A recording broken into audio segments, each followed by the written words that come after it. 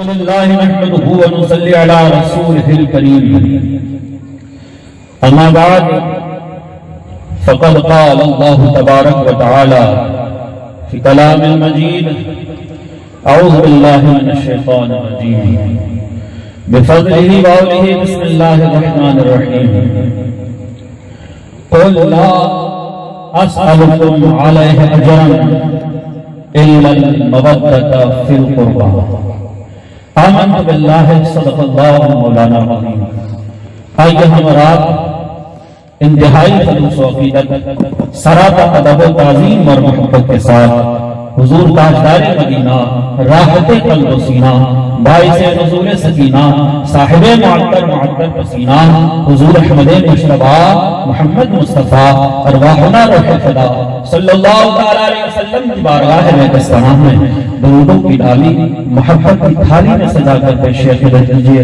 باواز بل پڑھی اللہم صلی علی سیدنا مولانا محمد جد الحسن والحسین وعلى آل سيدنا محمد جد الحسن والحسين واصحابه وبارك وسلم صلاة وسلاما عليك يا حبيبي يا سيدي يا رسول الله صلى الله تعالى عليه وآله وسلم۔ لخمسة نطفي بها حر الوباء الحاطمة المصطفى والمرتضى وابنهما والفاطمة ما بعدهم من نسلهم قد جاءني من قبلهم العابد والباقر والصادق والقاذم ثم الرضا ثم التقي ثم النقي ثم عسكري ثم مہدی ہادی حضرت امام الخاتمہ۔ عبارت ہے حضرت غوث الثقلین نقد قمر حیدر نسل حسنین مادر حسینی و پدرست و نسبست پدر او ز اولاد حسن یعنی کریم الابوین۔ دوستوں اور بزرگوں، ہم جس محفل میں یہاں حاضر ہوئے ہیں خانوادہ قادریہ کے عظیم چشم و چراغ سرکار سید پیر طریقت رہبر راہ شریعت عارف باللہ شیر اہل سنت ذوالفقار حیدر کرار حضرت سید صفی میاں بابا سرکار رضی اللہ عنہ وارضاہ عنہ آپ کے اصال ثواب کی اور سویم کی محفل میں ہم یہاں حاضر ہیں۔ مولا تعالیٰ کی بارگاہ میں دعا کروں کہ مولا تبارک تعالیٰ آپ کے درجات بلند فرمائیں، آپ کے اہل خاندان کو مریدان کو صبر جمیل اور اجر عظیم عطا فرمائیں۔ دوستوں اور بزرگوں، اس عظیم محفل میں اگر کوئی عام انسان انتقال کرتا تو شاید ہم موت کے عنوان پر گفتگو کرتے ہیں، لیکن یہ تو یہ گھر ہے کہ اس گھر کے اندر انتقال کرنے والے ایسے ہوتے ہیں کہ یوں سمجھ لیجئے کہ پردہ کر گئے ایک چراغ تھا جو باہر جلتا تھا اور لوگ اس کا دیدار بھی کرتے تھے، لوگ اس سے روشنی بھی اٹھاتے تھے، لیکن اب وہ چراغ گھر کے اندر جا چکا ہے، اب وہ چراغ پردے کے اندر جا چکا ہے، اب اس چراغ کو صرف اہل نظر تو دیکھ سکتے ہیں، باقی کوئی اور نہیں دیکھ سکتے۔ یہ تو وہ گھرانہ ہے کہ جس گھرانے کے آبا و اجداد نے ہنستے کھیلتے بچپنے کے اندر قبرستان کے مردوں سے کہا تھا کہ اے قبرستان کے مردوں تم کیوں سوئے ہوئے ہو، عبد القادر تو جا رہا ہے، تو سارے مردے اٹھ کھڑے ہوئے عبد القادر جیلانی کے پیچھے چل چلے۔ ارے یہ تو وہ گھر ہے جو اپنی ٹھوکروں سے ہنستے کھیلتے بچپنے میں مردے جلاتے ہوں تو ان پر موت کیا اثر کر سکتی ہے؟ دوستوں اور بزرگوں، یہ وہ خاندان ہے جس کی عظمت اور رفعت کو سمجھنے کی کوشش کرنی ہے۔ ابھی ہمارے ایک مولانا صاحب نے جو عرض کیا تھا لِخَمْسَةٌ نُطْفِي بِهَا حَرَّ الْوَبَاءِ الْحَاطِمَةِ یہ پنجتن پاک کا جو وظیفہ پڑھا جاتا ہے، جس میں 12 ائمہ اہل بیت اطہار کا ایک خاص وسیلہ لیا جاتا ہے، جو بلائیں، آفتیں، مصیبتیں، بیماریاں، تکلیفیں دور کرنے کے لیے۔ لیکن بڑا عجیب قصہ ہے، میں سارے بزرگوں سے ہاتھ جوڑ کر میں بڑی معذرت کے ساتھ عرض کرنا چاہوں گا، یہ بڑا ایک عجیب مسئلہ ہے کہ امت پر جب کوئی مشکلیں آتی ہیں تبھی انہیں اہل بیت نظر آتے ہیں، جب مشکل آتی ہے تب مشکل کشائی کے لیے اہل بیت کے علاوہ کوئی اور نظر نہیں آتا۔ یہی وہ امت ہے جو ہمیشہ اہل بیت کے ساتھ 1400 برس سے بے وفائیاں کرتی رہی، غداریاں کرتی رہی، اور اہل بیت کے دسترخوان پر کھا کر پھر پیچھے چل کر کے اسی اہل بیت کے خانوادے پر بھوکنے والی یہ امت آج جب مشکلیں آتی ہیں تو پنجتن پاک کا وسیلہ لیا جاتا ہے، 12 ائمہ اہل بیت اطہار کا وسیلہ لیا جاتا ہے۔ یہ بات بتا رہی ہے کہ دشمن کوئی بھی ہو، چاہے زندگی بھر اہل بیت پر بھونکتا پھرے، لیکن مصیبت آئے گی تو صرف مشکل کشا کا گھرانہ ہی مصیبت سے نکالتا۔ یہ تو وہ گھرانہ ہے جو کبھی شکوے شکایت نہیں کرتا، اس لیے کہ وہ کسی نے کہا تھا مظہر رحمتے کبریا بن گئے، تکر دستی میں دستے خدا بن گئے، عمر مشکل میں ساری گزاری مگر، عمر مشکل میں ساری گزاری مگر ساری دنیا میں مشکل کشا بن گئے۔ یہ دیکھیے یہ مشکل کشا والا گھرانہ، ان کی زندگی پوری کے پوری کربلا بن چکی ہے، مشکلیں اور آزمائشیں ان کی زندگی میں بھری ہوئی ہے، صبر و تحمل کا دامن تھامے ہوئے ہے، لیکن اس کے باوجود بھی پوری کائنات کی امت کی یہ مشکل کشائی کرتے ہوئے نظر آ رہے ہیں۔ خود کے گھر میں کھانے کے فاقے ہوں گے لیکن امت کو کبھی بھوکا پیاسا نہیں رکھیں گے۔ یہ اہل بیت مصطفیٰ کا کردار ہے، یہ اہل بیت رسول اللہ کا کردار ہے۔ لیکن دوستوں میں پوچھنا چاہوں گا کہ اس بے وفا امت نے 1400 برس کے اتحاد میں اہل بیت مصطفیٰ کو کیا دیا ہے؟ اہل بیت نے تو ساری قربانیاں اسی امت کی خاطر دی ہے، اسی امت کے دین و اسلام کی خاطر دی ہے، قرآن کی حفاظت کی خاطر دی ہے۔ لیکن میں پوچھنا چاہوں گا کہ اس امت نے کون سی وفائیں دکھائی ہے؟ یہ امت تو دوسری لایوسی کی طرح بیعتیں کر کے، وعدے کر کے، ساری تعریفیں کر کے، منتیں پڑھ کے، قصیدے پڑھ کے یہی امت پھر جانے والی امت ہے۔ یہ کربلا والوں کو جو امت ملی تھی یہی امت آج بھی ملی ہے 1400 سال کے بعد۔ حیرت نہیں ہونی چاہیے، اس لیے کربلا کو تو 50 برس ہوئے تھے سرکار کے انتقال کے بعد، لیکن آج 1400 برس میں اگر امت اتنی بے وفائی دکھائے تو اس میں کوئی تعجب کی بات نہیں ہے۔ قرآن نے بڑے کھلے شبدوں میں اعلان کیا تھا قُلْ لَا أَسْأَلُكُمْ عَلَيْهِ أَجْرًا إِلَّا الْمَوَدَّةَ فِي الْقُرْبَىٰ۔ اے محبوب آپ فرما دیجئے کہ میں اپنی تبلیغ اور رسالت کے اتنے عظیم کارنامے پر تم سے کوئی اجر نہیں مانگتا، تم سے کوئی اجرت نہیں مانگتا، تم سے کوئی بدلہ نہیں مانگتا۔ یہ 40 سال کے بعد اعلان نبوت کر کے یہ 23 سال کی عمر کے اندر جو اتنی بڑی قربانیاں کی، بڑی محنتیں کی، تبلیغیں کی، رشد ہدایت کیا، دین تک قرآن اور دین کی سچائی پہنچائی، لوگوں کے قلوب اور اذہان کو ایمان کے نور سے منور کر دیا، یہ ساری قربانیاں دے دی، ساری تبلیغیں کر دی۔ اس کے باوجود بھی سرکار کو فرمایا جا رہا ہے محبوب آپ ان سے فرما دو کہ تمہارے پاس اتنی اوقات ہی نہیں ہے کہ تم اجر رسالت ادا کر سکو، تمہارے پاس کچھ ہے ہی نہیں ہے، کیا تم دے سکتے ہو اپنے آپ کو؟ لیکن ہاں اگر دینا چاہتے ہو تو اتنا یاد رکھو، کیا الا المودۃ فی القربیٰ، میرے قرابت داروں سے سچی مودت رکھنا، میرے قرابت دار، میری اہل بیت، میری اولاد۔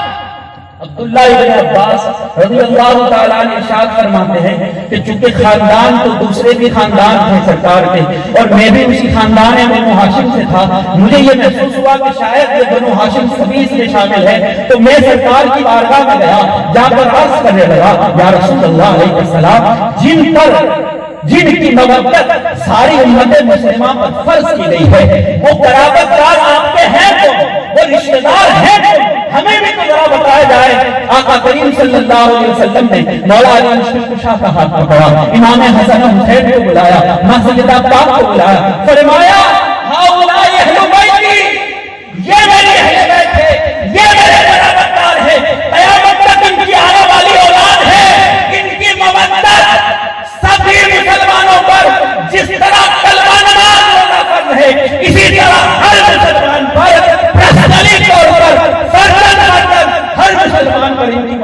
فرض و واجب کا قدر.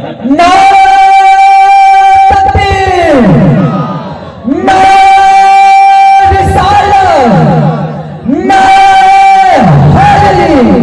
سبحان اللہ. اسی لیے امام شافعی نے فرمایا تھا یا اہل بیت رسول اللہ حکمکم فرض من اللہ فی القرآن انزلہ. اہل بیت مصطفیٰ آپ کی محبت پوری امت پر فرض عین ہے، اور یہ فرض کسی اور نے نہیں کیا ہے، یہ فرض خود قرآن مجید میں اللہ رب العزت نے کیا ہے. لوگ بڑے پریشان ہوتے ہیں بار بار جب وہ اہل بیت کا ذکر چل رہا ہے، کوئی مدن پاک کے تصویریں چل رہے ہیں، اہل بیت کی منقبتیں پڑھی جا رہی ہیں، قصیدے پڑھے جا رہے ہیں، اہل بیت کے نعرے لگائے جا رہے ہیں، یہ بار بار اس پر زور کیوں دیا جا رہا ہے؟ دوستو بزرگوں، یہ زور نہیں دیا جا رہا، قرآن کے فرمان پر عمل کیا جا رہا ہے. فرمان کیا تھا؟ فرمان یہ نہیں تھا کہ محبت فرض ہے.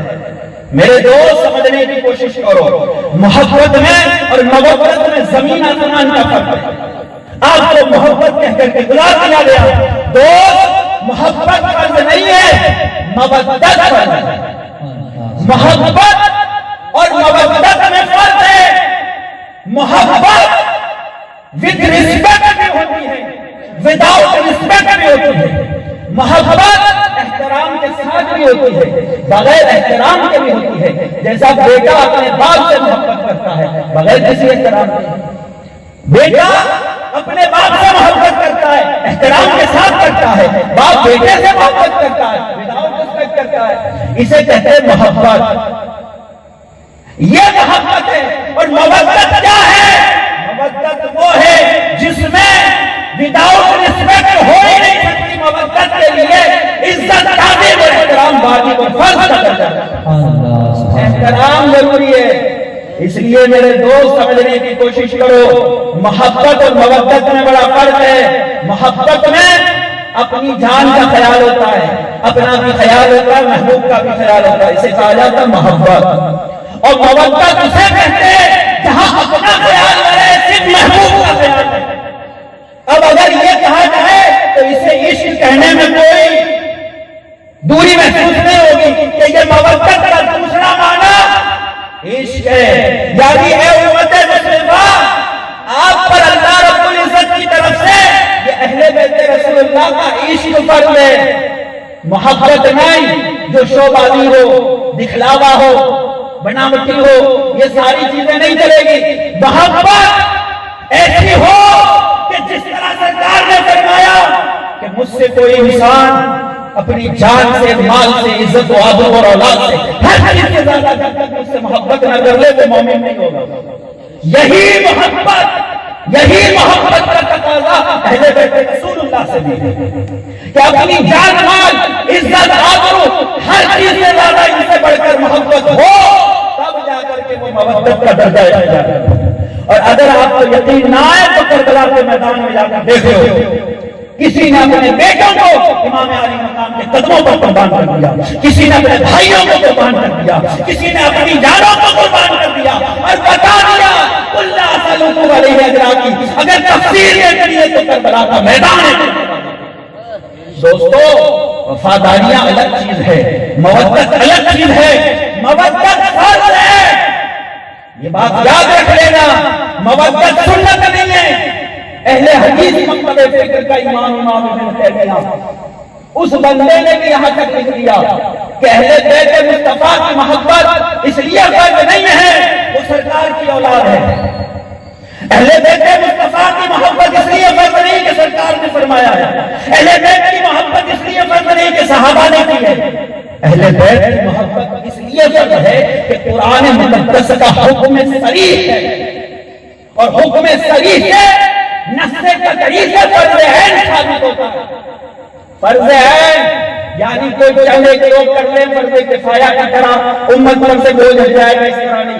ہر ایک پر پرسنلی طور پر اہل بیت کی محبت اور عشق فرض عین ہے. لیکن اے امتیو، کیا اجر دیا ہے 1400 سال میں؟ کیا اجر رسالت دیا ہے؟ اسی لیے کسی شاعر نے کہا تھا امام موسیٰ کاظم علیہ السلام کی شہادت کو دیکھ کر کہ بغداد کے پل پہ کھڑا سوچ رہا ہوں، بغداد کے ایک پل پہ کھڑا سوچ رہا ہوں معصوم قبیلے کی خطا سوچ رہا ہوں. بغداد کے ایک پل پہ کھڑا سوچ رہا ہوں معصوم قبیلے کی خطا سوچ رہا ہوں. خنجر کبھی تلوار کبھی زہر کی صورت, خنجر کبھی تلوار کبھی زہر کی صورت, سادات کو کیا اجر ملا سوچ رہا ہوں.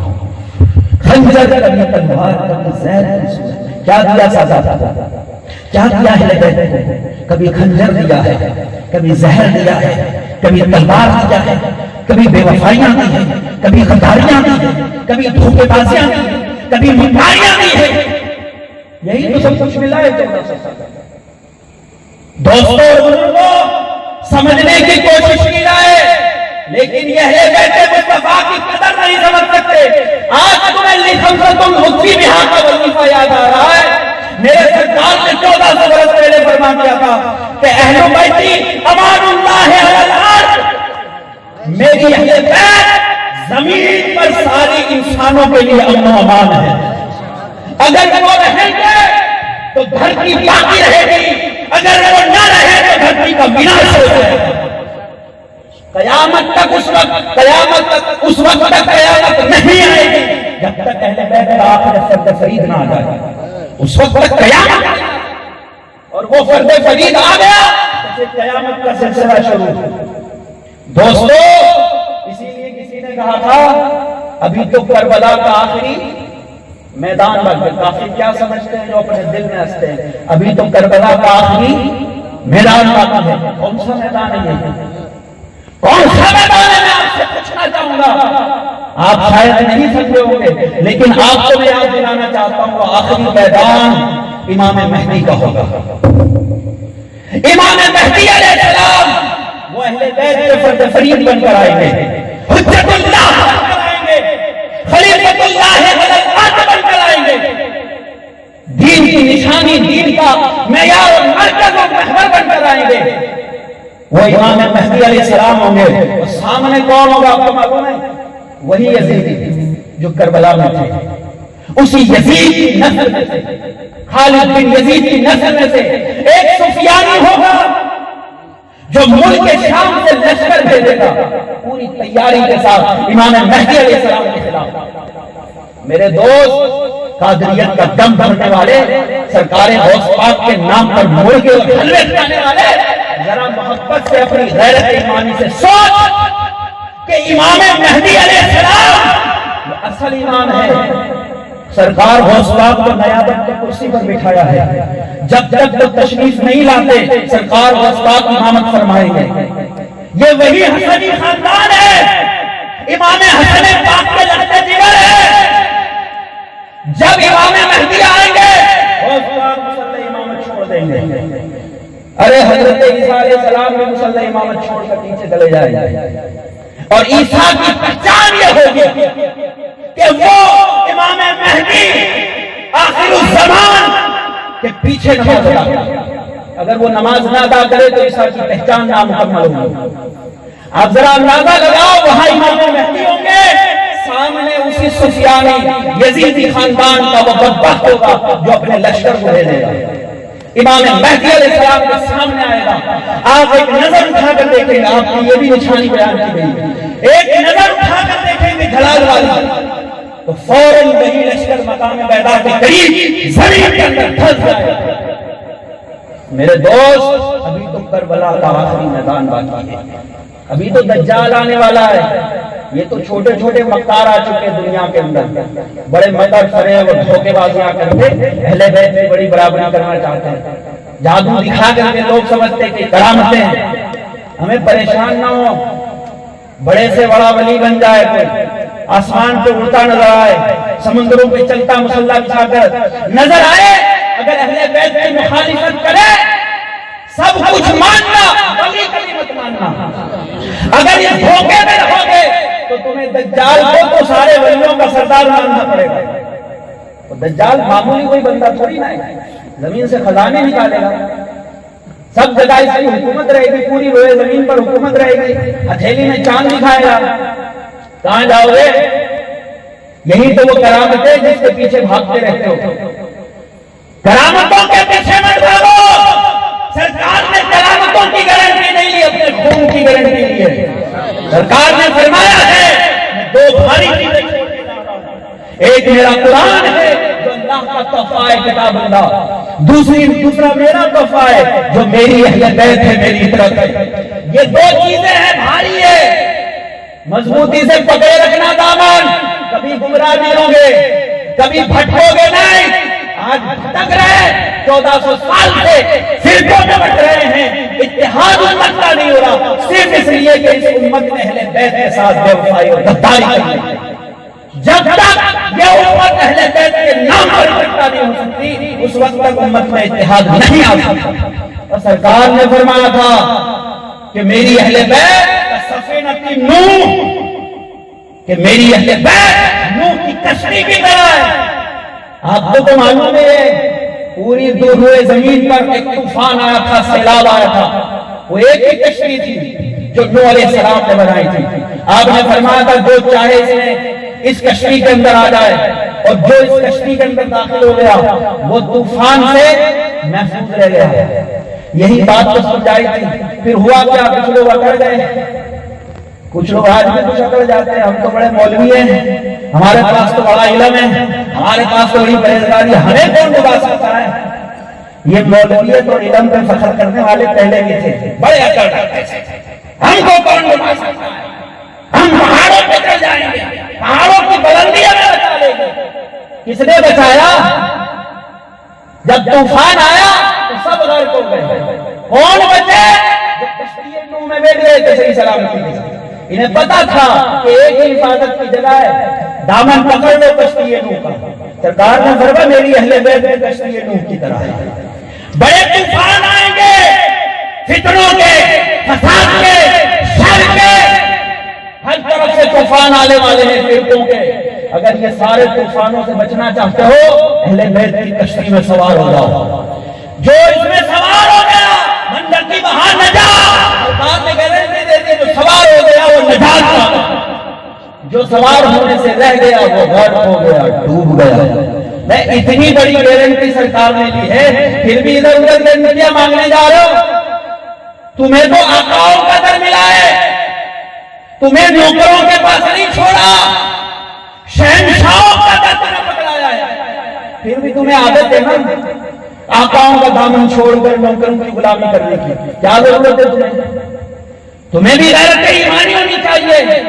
اور بڑی معذرت کے ساتھ قوم بنی اسرائیل کی طرح عادت ہو چکی ہے۔ قوم بنی اسرائیل نے بڑی معجزے دیکھے تھے، بار بار آپ قرآن مجید کا مطالعہ کرو، اتنے معجزے اپنی آنکھوں سے دیکھنے کے بعد کوہ طور سر پہ چڑھا دیا، کھڑا کر دیا، ایک مرتبہ کو موت کے گھاٹ میں اتار دیا، پھر زندہ کیا۔ یہ ساری چیزیں ہوئی، ساری معجزے دیکھے، اپنی آنکھوں سے دیکھے، پھر بھی کیا ہوا؟ جب جنگ لڑنے کا وقت آیا تو کیا کہا ہے موسیٰ، تم اور تمہارا خدا جا کے لڑو، ہم یہاں بیٹھ کر دیکھ رہے ہیں۔ میرے دوست یہی حال آپ کا ہو رہا ہے۔ آپ کی روزانہ صبح و شام یہ اہل بیت کے افراد سے روزانہ آپ کرامتوں کا ظہور دیکھتے ہو۔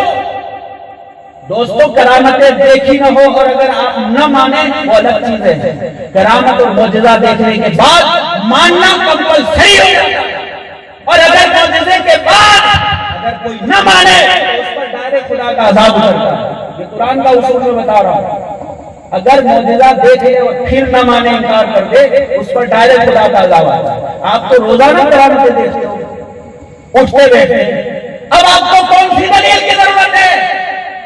یہ آپ کے لیے حقانیت کا مرکز ہے، یہ اہل بیت مصطفیٰ، یہ خون رسول ہے، ان کا کردار مت چیک کرو۔ اس لیے کہ سرکار نے فرمایا صالحون للہ وصالحون لی، جو میرے خاندان میں نیک ہے وہ تو اللہ کے حوالے ہے، اور جو گنہگار ہے میرے خاندان میں ان کی فکر تم مت کرو، وصالحون لی، جو گنہگار ہے وہ میرے ہیں، ان کو نجات دلوانا، چھٹکارا دلوانا، سفارش کروانا یہ میری ذمہ داری ہے۔ آپ کو کون سی فکر لائق ہے؟ آپ اپنے ایمان کی فکر کرو، اپنے ایمان کی اور اپنی نجات کی فکر کرو۔ یہ تو نجات کے اور ایمان کے ضامن ہیں، یہ تو جنت کے مالک ہیں، جسے اشارہ کر دیں گے اسے جنت ملے گی. یقین نہ آئے تو میں ایک بات سنا دوں. معاویہ بن خدیج نامی ایک شخص تھا جو امام حسن مجتبی علیہ السلام پر بڑا طعن و تشنیع کرتا تھا. آپ کے والد بزرگوار پر سب و شتم کرتا تھا. وہ بندہ جب وہاں سے گزرا امام حسن مجتبی حرم میں تشریف فرما تھے. آپ نے اس معاویہ کو بلایا. او بندے ادھر آ. وہ آیا. آپ نے فرمایا کیا تجھے جنت میں جانے کا ارادہ ہے؟ جنت میں جانا ہے؟ کہنے لگا جی حضور جنت میں کیوں نہیں جانا؟ جنت میں یہ تو سب کچھ کر رہے ہیں. کہا اگر جنت میں جانے کا ارادہ ہے تو یاد رکھ لینا جنت کے دروازے پر یا تو میں کھڑا ہوں گا یا میرا بھائی حسین کھڑا ہوگا. جسے ہم اجازت دیں گے پرمیشن دیں گے وہ جنت میں جا سکتا ہے. جسے ہم اجازت نہیں دیں گے وہ اوپر سے نیچے مر جائے جنت میں جا نہیں سکتا. ہماری پرمیشن کے بغیر جنت نہیں مل سکتی. تجھے اتنی احساس نہیں ہوا کہ کس سے دشمنی کر رہا ہے؟ جنت کے مالکوں سے. یہ شہنشاہوں سے دشمنی بول رہا ہے. ایک مرتبہ چہرہ سرکار نے موڑ لیا. کیا کرو گے اپنا؟ میرے اہل بیت کے خلاف بکواسیں کرتا تھا. سرکار نے چہرہ موڑ لیا تو منہ دکھانے کے لائق نہیں ہوگے. کیا کرو گے؟ کون آپ کا ضامن بنے گا؟ دوستوں اور بزرگوں اہل بیت مصطفیٰ کی مودت اور محبت آپ پر فرض عین ہے. اور یہ محبت کا کنیکشن ابھی آپ باقی رکھو گے. ان کی قدر کرنا سیکھو گے. آپ کی آنے والی نسل کبھی دجال کے مگر میں نہیں آئے گی. آج تو ہمارا حال یہ ہو چکا ہے بڑی معذرت کے ساتھ ہے.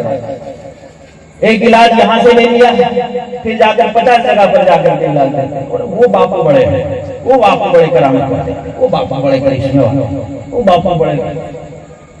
میرے دوست یہ ایمان میں ظلم الیقین ابھی سے یہاں شروع ہے تو پھر آپ کی نسلیں تو دجال کے ذاتی کڑے ہونے والی ہیں. آپ کا یقین اگر مضبوط نہیں تو آپ کی نسل سے دجال کے ذاتی کڑی ہوگی.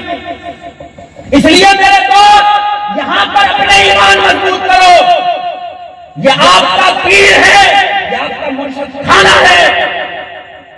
چاہے علاج دے چاہے کوئی اور ذریعے سے کہتے, اگر اس پر پورا یقین ہے وہ تو ایمان تو میرے خسرو جیسا ہونا چاہیے. میرے دوست کہ میرے خسرو آئے, سرکار نظام الدین اولیاء نے کسی کام کے لیے بھیجا تھا. سرکار میرے خسرو کو دیر ہو گئی. نظام الدین اولیاء سرکار نے فرمایا خسرو کہاں موجود تھے؟ کہ سرکار تھوڑی دیر ہو گئی آنے کے اندر. کہ کیوں؟ کہ ایک جنازہ آیا ہوا تھا. لوگ اعلان کر رہے تھے کہ جو اس بزرگ کی نماز جنازہ پڑھ لے گا اسے ڈائریکٹ جنت کا سرٹیفکیٹ مل جائے گا. میرے دوست کیا آپ بھی نہیں تلاش کرتے اسی طرح؟ جنت کے مالکوں سے ان کے دامن سے آپ جڑے ہوئے ہو اور باہر جنت کا سرٹیفکیٹ تلاش کر رہے ہو. میرے دوست بہلول دانا سے پوچھو, ایسے ہی نہیں جنت کے محل بنا کے بیچ دیتے تھے. بہلول دانا سے کسی نے پوچھا کہ آپ کو جنت کے محل بنا کے بیچ رہے ہو, کیا آپ کے پاس جنت کی ملکیت ہے؟ کاغذات ہے جنت کے, آپ کو مالک کی کس نے دی جنت کی کہ آپ محلات بیچ رہے ہو؟ تو بہلول دانا مسکرا کے کہیں گے مالکی میری نہیں ہے, میں جس کا غلام ہوں وہ جنت کا مالک و مختار ہے. کون ہے؟ کہ امام موسیٰ علیہ السلام. ان کی بارگاہ میں خدمت کرتا ہوں, نوکری کرتا ہوں. ان سے عریضہ پیش کیا سرکار جنت میں تو آپ مالک ہیں, آپ سردار ہیں. میرے پاس لوگ آتے ہیں میں انہیں جنت کے محل بنا کے دے دیتا ہوں. سرکار آپ اجازت عطا فرمائے. امام موسیٰ کاظم نے فرمایا بہلول بغیر کسی جھجک کے جنت کے محل بیچا کرو, قیامت کے دن محل کھلوانے کی ذمہ داری موسیٰ کاظم کی ہے. مالکوں سے جنت لو. میرے دوست اگر میں اتنا چھوٹا سا پلاٹ اگر آپ سے کہوں نا بیچنا ہے سستے دام میں, آپ کیا کرو گے؟ سب سے پہلے آپ یہ ہوگا پراپرٹی کاغذات کا ہے, آپ کے پاس کیا پروف ہے کہ آپ کی پراپرٹی ہے؟ میں اتنا چھوٹا سا پلاٹ, اتنی جگہ چھوٹی سی ہے, وہ بغیر پراپرٹی کے بغیر کوئی ریفرنس کے آپ خرید نہیں سکتے. تو جنت اتنی بڑی ہے بابا, اتنی سستی جنت ہوگی 10-10 روپے میں بیچ دی جائے. آ جاؤ 10 روپے میں جنت خرید کے جاؤ, آ جاؤ 10 روپیہ چلتا دو جنت خرید کے جاؤ. 10-10 روپے میں جنت بیچی جا رہی ہے. مالکوں کو لوگ ٹھکرا کر 10 روپے میں جنت لینے جا رہا ہے. میرے دوست آپ قدر کرو، آپ قدر کرو.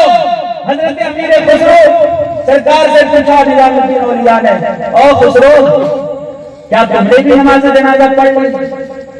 اتنی دیر ہو گئی کہ شاید ہو سکتا ہے تم بھی وہاں جنازے میں کھڑے ہو گئے. بڑے ادب کے ساتھ عرض کیا سرکار ہمیں تو دین بھی آپ سے ملا ہے، ایمان بھی آپ سے ملا ہے، خدا بھی آپ سے ملا ہے، رسول بھی آپ کے در سے ملا ہے، نجات بھی آپ کے در سے ملی ہے، جنت بھی آپ کے در سے ملی ہے. مر جائیں گے کسی اور چوکھٹ پر نہیں جائیں گے. جنت ملے تو بھی آپ کے در سے، نہ ملے تو بھی آپ کے در سے، لیکن کسی اور در سے جنت ٹھیک نہ ملے. ہمیں خسرو کو تو جنت لینا گوارا نہیں، تم تو علاج میں بدل جاتے ہو. بڑی معذرت کے ساتھ، بڑی معذرت کے ساتھ میرے دوست قرآن کے فرمان پر عمل کرو اور قدر کرو. میرے دوست یہ تو اہل سنت کا شعر تھا، شعر.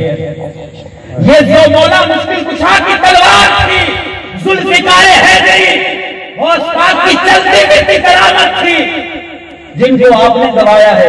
اہل خاندان تو سمجھتے ہی ہے کہ ہم نے کس شخصیت کو گوایا ہے، لیکن شاید آپ کو اندازہ نہیں کہ ہم نے کس ہستی کو گوایا ہے.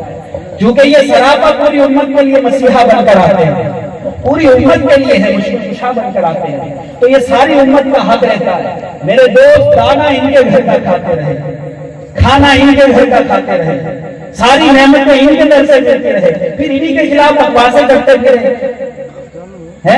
تیرا کھاوا پھر وہ کیا کہ تیرا کھائیں تیرے غلاموں سے اٹھے، تیرا کھائیں تیرے غلاموں سے اٹھے. عجب ہے منکر کھانے گھرانے والے. میرے دوست ایسے منکر بھی نہ بنو، کھا کے کسی دسترخوان پہ کھا کے پھر گھرانے والے. تو دوستوں اور بزرگوں اس خاندان کی قدر کرو. اس خاندان کا ایک فریق آپ کے لیے قیمتی ہے، بے مثل و بے مثال ہے. ڈھونڈتے رہ جاؤ گے ایسے افراد نہیں. اور کردار سے کبھی مت نہ بنا، یہ بات بھی یاد رکھ لو.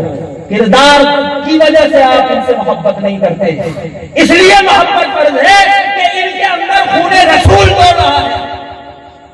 یہ بات یاد رکھ لینا. کردار سے کبھی اہل بیت کا جائزہ نہ لینا. کردار کیسا بنانا میں اچھی بات تھا کہ لوگ آنکھیں بند کر کے سادات کے نام پر اپنی جانیں قربان کرتے تھے.